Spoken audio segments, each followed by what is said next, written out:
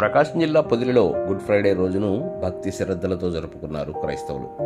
మార్కాపురం అడ్డరోడ్డు దగ్గర ఉన్న Roman Catholic church వారు యేసుక్రీస్తు శిలువ మోసేటప్పుడు పడిన బాధను, అవమానాలను, హింసలను గురించి అందరికీ తెలిసేలాగా శిలువధారి ప్రదర్శన చేశారు.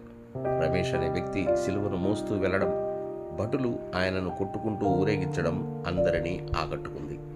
ఆర్సీఎం చర్చి ఫాదర్ షౌరి ఆధ్వర్యంలో జరిగిన శిలువధారి ప్రదర్శనలో అనేక మంది క్రైస్తవులు పాల్గొన్నారు.